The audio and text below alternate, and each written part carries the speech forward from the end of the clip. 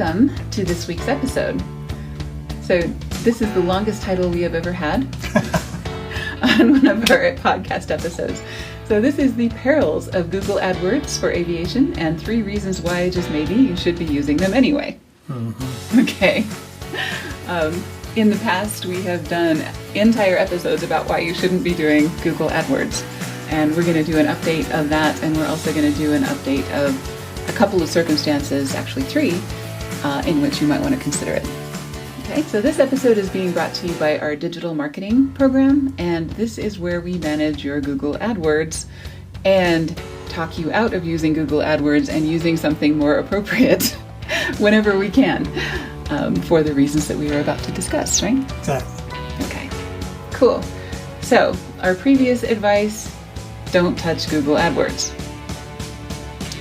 except under very limited circumstances, and we've actually expanded our view of limited circumstances in the last, I would say, 2 years. They're still limited, but there are more of them. Exactly. But we've seen a couple more use cases where Google AdWords actually is a good solution.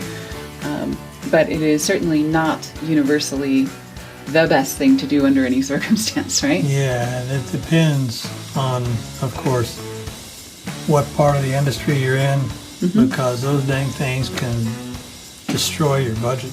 Exactly. We have called Google AdWords kind of the heroin of, and I know this is methamphetamine, it's not heroin. This is a screenshot from Breaking Bad. If you've seen it, it's pretty hysterical. They have a math teacher that is in the direst of circumstances and ends up building a meth lab. And anyway, the point being, it is something that is dangerous to get into, and it's hard to get out of. And it is expensive, and it has some downsides. Yes, it does. So we compare it to the methamphetamines or the cocaine or the heroin or whatever. Pick your drug of choice, I suppose. Yeah, it's like Coke, right? So, no, I'm just going to use it once. Mm-hmm. And under the right circumstances, there are some medically indicated situations. I did not know this, but it is actually the only local anesthetic that they use for some types of eye surgery is liquid cocaine. Liquid. Yeah. Who knew? But, the point is, mostly this should be in the hands of a trained professional. And you shouldn't be snorting this on street corners, right? Yeah. Okay, cool. So let's talk about some of the warning labels that should be on Google AdWords. 1, it's addicting. You like watching those graphs go up, and it is really, really hard to cut the budget or cut the... Yeah, because then you have nothing to fall back on. Exactly, because all that traffic to your website, all those potential customers go away. And it stops the instant you stop paying for it. Okay. Number 2, it is unsustainable, just as I said. Any other type of advertising that you do has a curve. It goes up and then comes back down. And it has a life cycle. The longest life cycle, of course, is your website, which can go up and stay up for 10 years. It does start coming down after about 3, if you haven't updated the technology. And actually there are some things where you'll get a little bit of a downward curve if you don't keep up with the plugins and all that other stuff and have a technology that updates itself. Right. But anyway, any form of advertising has a curve. AdWords has a cliff, right? Okay. Number 3, your competitors will start using it. If you're using it, they will see it and they will start doing it. And then to keep up with the Joneses, you got to keep up, right? Mm-hmm. And you don't want to be the one to start it. No, and the 4th bullet up there. Mm-hmm. Let's talk about costs for a minute. About 3-4 years ago, we had a client. Mm-hmm. We were doing research on cost per click. Mm-hmm. And as I was paging through it, I saw one for $200 a click. I said, holy cow. Mm-hmm. And then I saw one for $2,670 per click. Right. I mean, you got to really make a lot of money on this stuff to be able to support that. Exactly. Well, and most keywords are in the neighborhood of, especially the competitive keywords are in the neighborhood of $1 to $10 a click, which you may not think is a big deal, but if your competitor is clicking that ad every day, just to upset you or just to use up your ad budget, there is nothing to prevent them from doing that. And, there is some software that it claims to prevent that, but it's just one more thing you got to worry about is how much of this is real and how much of this is fake. Okay. And if you have a low revenue month and you don't want to pay it, then you lost everything for a month. Right. And you have to try to get it back. Yeah. Whereas if you do it organically, you're going to coast. Mm-hmm. Right. And, we don't go over this in this episode a whole lot, but you want to think of every marketing activity that you do as an asset in your company. Mm-hmm. And the more permanent assets you have, or the more long-term assets you have, like, maybe a brochure that you can use for a year or more, or your website, which you can go for multiple years, or, maybe a sales letter that you can use over and over and over again. Those are permanent assets, and this is a very temporary one. Okay, last bullet, unless your funnel is perfect, it's hard to determine your return on investment. So unless you track every single person that clicks through to your website from that AdWord or that Google ad, then if you're using something like Leadfeeder or SharpSpring or something like that, then you can identify what company it came from, but you may not know what person it came from. Right. So once again, you don't necessarily have all the data from the people that are clicking your ad. So it's hard to determine your precise return on investment. Google does a very good job of making your statistics look really good, even if they're not. So it can take months to figure out, what, all of these clicks were not really as fabulous as we thought they were. Exactly. So those are all the warning signs, warning labels on your Google AdWords. The worst one is that cold turkey. If you stop paying for AdWords, it is so hard to stop using AdWords once you've started. So don't be the one to start it if you can. Okay, so here's how to fail at AdWords. Set and forget. So if you are not someone that futzes with your advertising every day or every week, you just want to set something up and keep it running and let it go, this is not the venue for you. No. And number 2 is guessing without testing. So, if you're just going to try something, you want to make sure that you're testing all of your results and making sure that all of those things are looked at. This is what happens if you get your AdWords bill at the end of the month. This has happened to us, and we are on top of it every day. Sometimes it will be more than we expected because of a number of anomalies and a number of complexities in the way that they put together their system. When you're expecting $50 to $100 and you get $600. Yeah. Oof. And it's easy to do just by, having a setting wrong or something like that. So, okay. So this is a graphic that I really liked. Organic versus non-organic SEO. So organic means, that you wrote an article or you created a video or you did something that people are clicking on because they want the content. That's organic. Inorganic is things like pay-per-click or Google AdWords, which is the other thing that we're talking about. So, it uses paid or automated tactics to manipulate the results. If anything is against Google's terms and conditions, then you're up a creek, right? So all of this is dependent on a third party that has an agenda that may not be perfectly aligned with your own, to quote the Thomas Crown Affair. Probably will not right? be, yeah. Okay.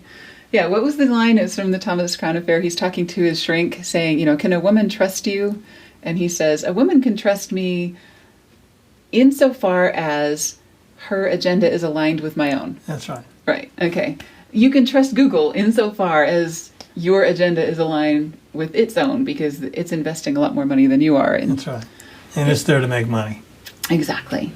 Okay. And not necessarily to make you sales, but to make money from you. So in a lot of cases, when you ask Google to optimize your campaign, you are giving it some leeway to maximize its profits and maximize the number of clicks that it gets paid for, not necessarily the number of sales that you make, because it doesn't know and doesn't honestly care how many sales you make. It cares how much money it makes. Okay. So given all that, and we've gone through like 12 slides talking about why not to use Google AdWords, right? So now we're going to go through 3 slides for reasons that you should, potentially, right? One is advertising an event or an empty leg. Two is to test very specific keywords with a very specific budget. And number three is in response to competitors under a limited set of circumstances. Very limited. Okay.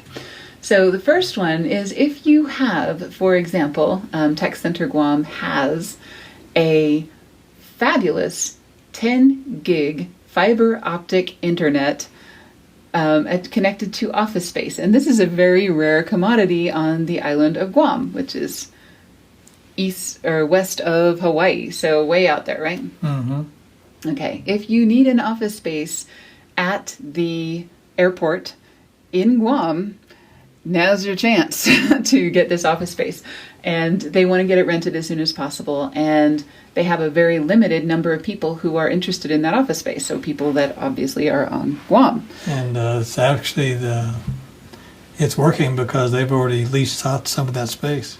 Yeah. And well, that actually came from one of their print ads, but their Google ads are getting some really good results. And we can target them specifically only to people who are on Guam. Right. So, very short term, very quick to implement, very effective to limit the scope geographically. Those are three good reasons to advertise an event or an empty leg or a very short term objective, right? Okay, and then once again, all those caveats, make sure you got limits on your budget, make sure you got the right keywords, make sure you got the geographic limitations, all that stuff needs to be set up properly or you could crash, right? Well, you write a bigger check than you want anyway. Yeah, exactly. Okay, so that's thing number one. Thing number two is very specific keywords. So these are some advertisements that we ran to determine what would be the best title for a tip sheet that we put together. Aviation Webmaster's Guide was one option, or 5 Easy Ways to Boost SEO was another. So we ran two similar Google ads to see which one people would click on. This is what you call split testing? This is what we call testing, yeah.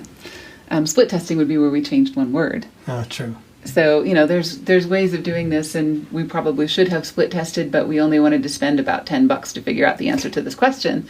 And we did. You can spend a very limited amount of money to answer a very specific question. In fact, Tim Ferriss did this with his book, The 4-Hour Workweek. That's how he came up with the title, is he tested a whole bunch of different titles and, to see which one people would be the most likely to click on.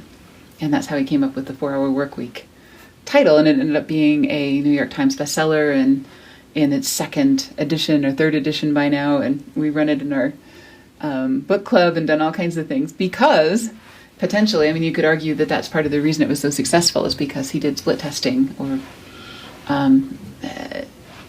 comparison testing using Google Adwords. Okay. Third one is in response to competitors. So you'll notice this does not say flight training, right? This is very specific. A320 type rating plus line training.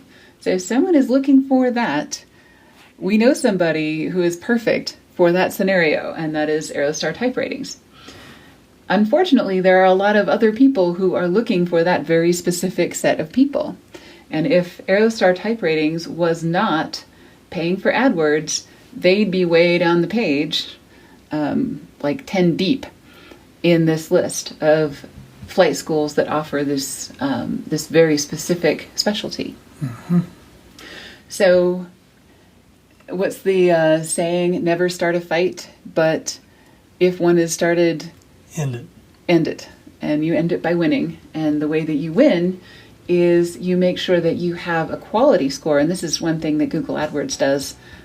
Your quality score basically indicates the amount that you pay for a click. So if your site is more relevant to the specific set of keywords than your competitors, then you're going to pay less for those clicks than your competitors are.